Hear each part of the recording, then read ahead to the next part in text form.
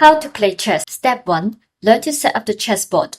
Make sure that the bottom right-hand corner is the light square, and put all the pawns on the second rank.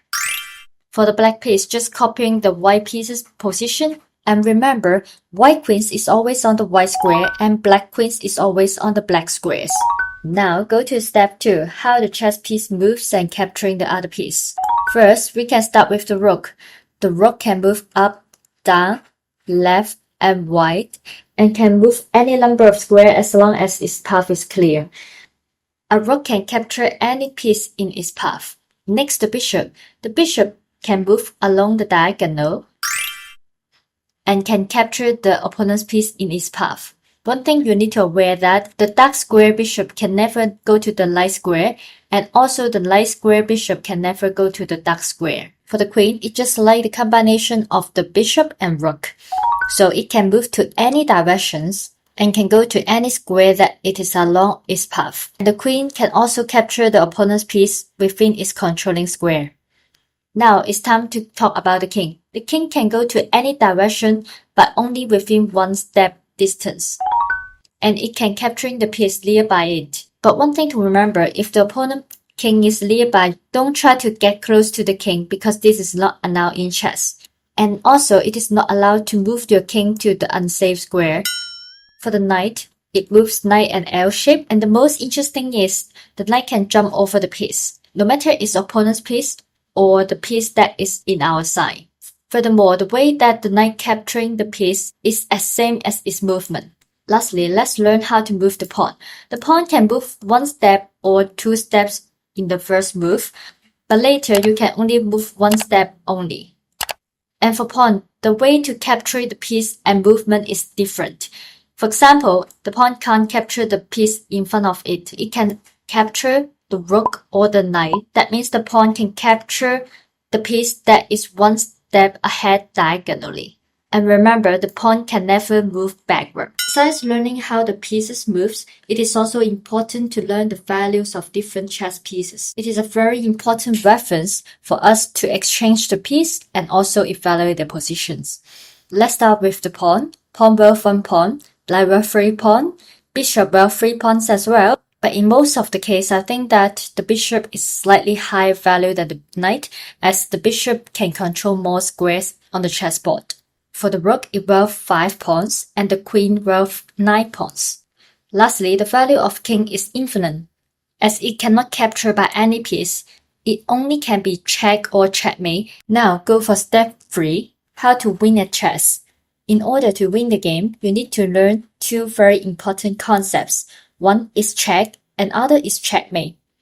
So first, what is check? Check means we use one of the pieces to attack the king. For example, white can move the queen to c6 to check the king.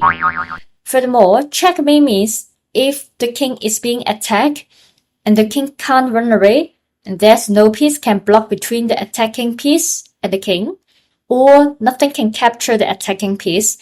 In this case, it is called checkmate and the game is over. But one thing you need to be very, very careful is very similar to checkmate. For example, in this case, if white move the queen to c7, that means the king is not under attack, but black has no piece can move.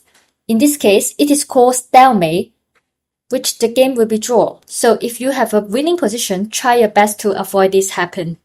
Now go to step 4. Let's learn all the special rules in chess, which includes pawn promotion, en passant, and castling.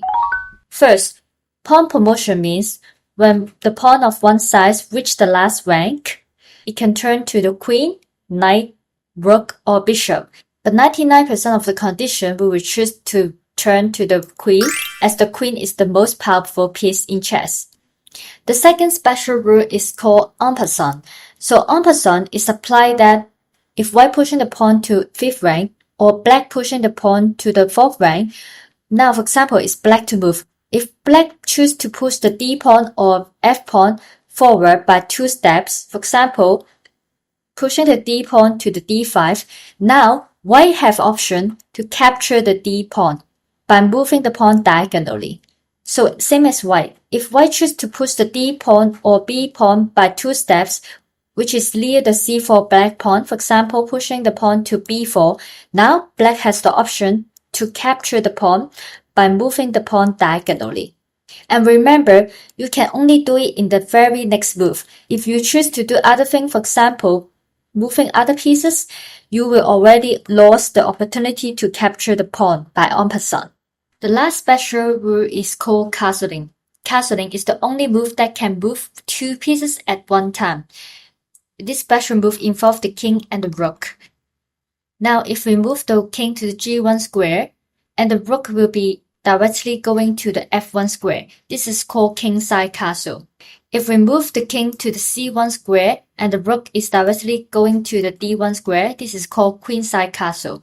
The purpose of castling is keep the king safe and the rook active. However, there are some situations that we cannot do the castling. For example, in this case, if the black choose to check the king, which is using the queen to check it, the white king cannot use the castle to escape. The white can just use the piece to block it or directly move the king to 108. Second, if the square that the king need to pass by will be under attack by opponent's piece, the king cannot do the castle as well. For example, now the king cannot go to g1 square directly. And if the queen go to the d6 controlling the d file, the king also cannot do the queenside castling directly now. And the third condition is the king or the rook cannot be moved before. For example, now if the white king has been moved before, it cannot do the kingside castle or queenside castle. And if the rook on h1 has moved before, the king can only do the queenside castle. And if the rook on a1 has moved before, now white can only do the kingside castle. Step 5, we will learn how to start the game in an effective way.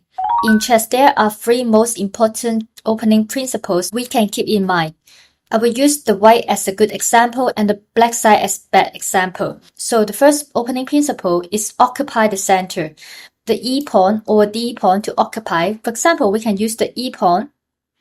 So the black just make a random move. And also we can occupy the center by moving the 2 center pawn. And the second principle is develop the piece. Especially we can develop the knight before the bishop because the knight is more passive in the original place. So next move we can develop the knight and then we go for the bishop. And the third principle is castle as early as possible, possibly between the 5th and the 10th moves. And then you can already have a very good position for playing the game. At last, I would like to give you the most important tip. If you play as black and play the king pawns opening, you will always face the situation that your opponent will quickly develop the queen to h5 square. That is called early queen attack. Remember not to push the pawn to g6 or moving the knight to f6. They are both bad moves. For example, if pushing the pawn to g6, the queen can just directly capture the pawn and also attacking the king and the rook at the same time. And if you develop the knight, then the white queen can directly capture the e pawn and give a check. So in this situation, I suggest you directly develop the knight to c6 to protect this pawn. And if your opponent try to add one more helper, that is also called the threat of scholar's mate. So in this case, many beginners will try to put the knight on f6 to attack the queen. But if that happens, you will lose directly. So the best move here is pushing the pawn to g6. And if the white continue to attack the f-pawn, you can just directly develop the knight to block the queen. In this case, you will be very safe to start the game. If you want to know the full strategy to punish the early queen's attack or the scholar's mace, just comment below to let me know.